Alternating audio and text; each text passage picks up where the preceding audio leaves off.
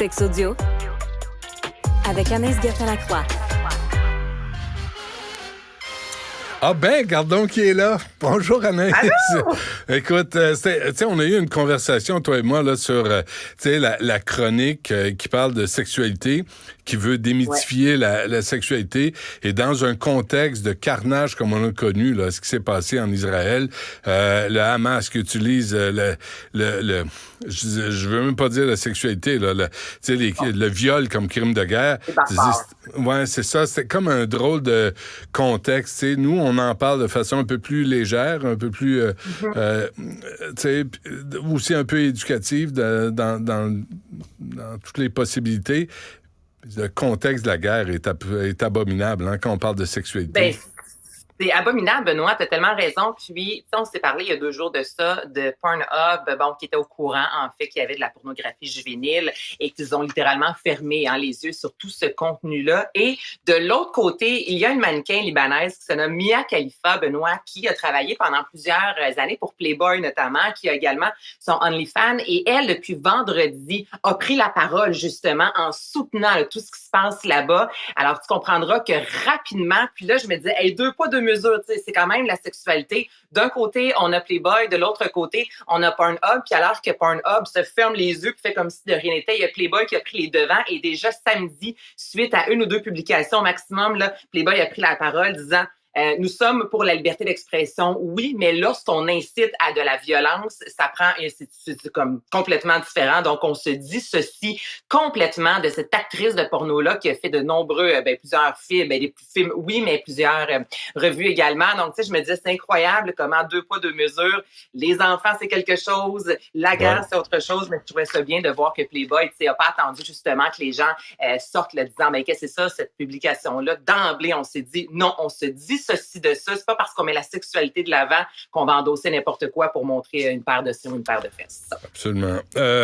Anaïs, tu veux parler justement de la pornographie entre visionnage non consenti et pratique violente? Ouais.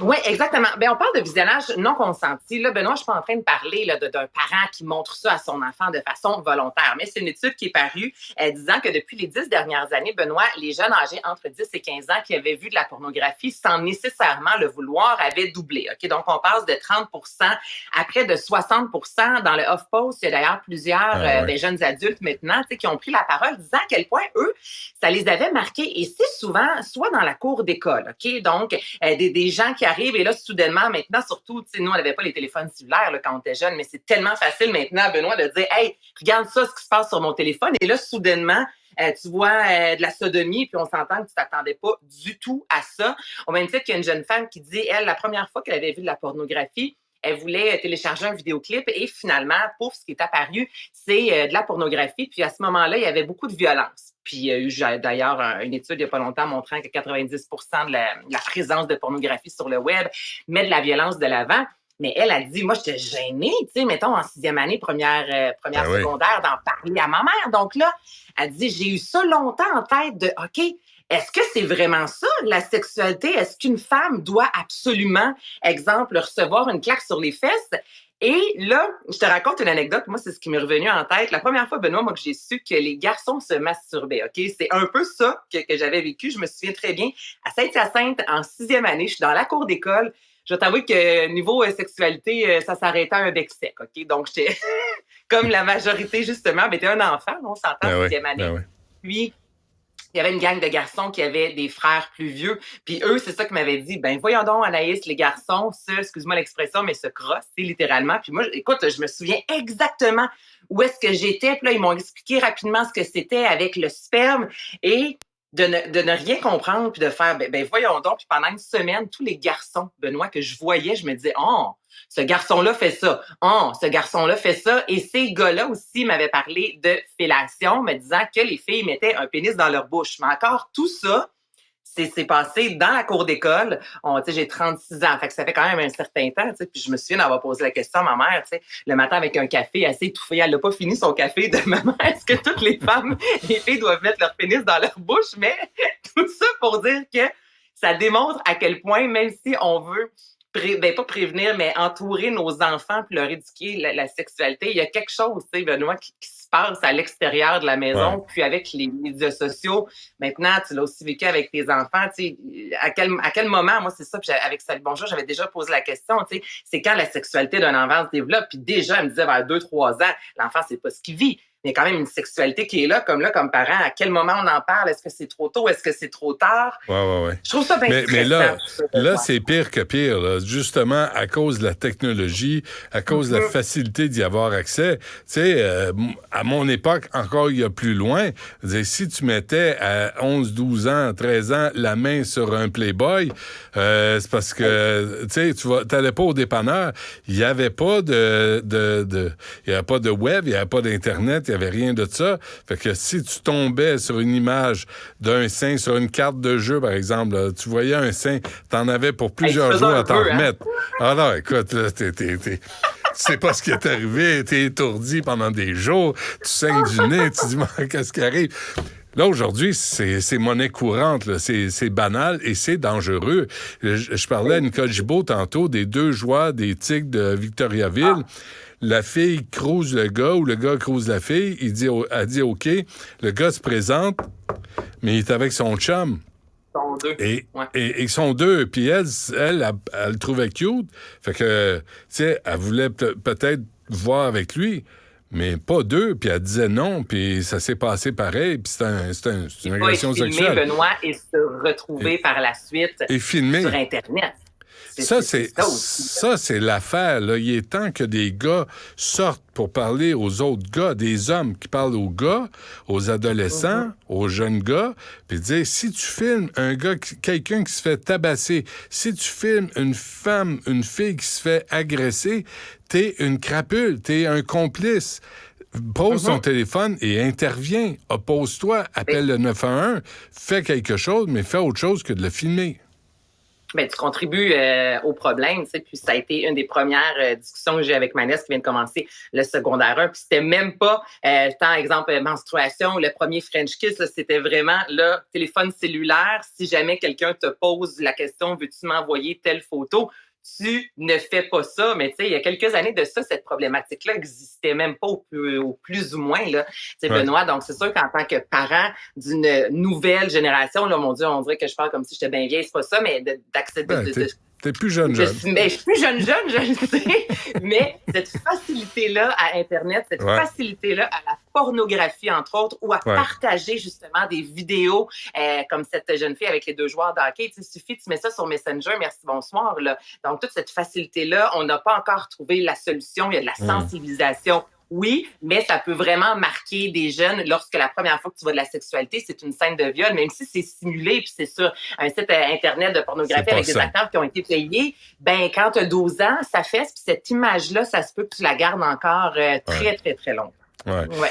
Alors, il y a du sexisme quand on accorde des allocations aux jeunes, aux ados?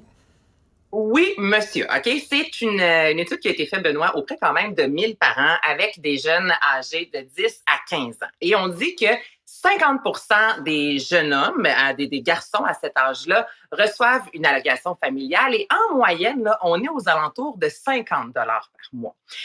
40% des filles du même âge reçoivent une allocation familiale et on est aux alentours de 40 $ par mois. Donc, déjà là, et il y a une étude dans la revue Femmes Actuelles, justement, avec une essayiste qui a vraiment écrit un gros texte là-dessus, qui a analysé, disant, on parle souvent de sexisme et au travail, justement, l'inégalité salariale, mais elle dit, déjà là, on se rend compte que ça part beaucoup plus loin que ça. Puis elle dit, on se rend compte que les jeunes garçons, là, je sais que c'est très genré, tout ce que je te dis aujourd'hui, mais elle dit, on se rend compte que les jeunes garçons, même très jeunes, vont revendiquer une augmentation, vont dire « Papa, maman, je coupe le gazon, donne-moi 5 piastres. » Puis elle dit ça, c'est comme si c'est viscéral. Il y a quelque chose qui fait en sorte que le jeune garçon va aller de l'avant comparativement à la jeune fille. Puis elle dit, on le remarque, déjà là, elle va être plus gênée de demander de l'argent, plus gênée de dire, maman, exemple, ça fait 2 mois que je reçois 10 $, mes amis ont plus d'argent, j'aimerais ça en avoir plus. Donc, elle dit toute cette inégalité-là, c'est pas juste sur le marché du travail. En tant que parent aussi,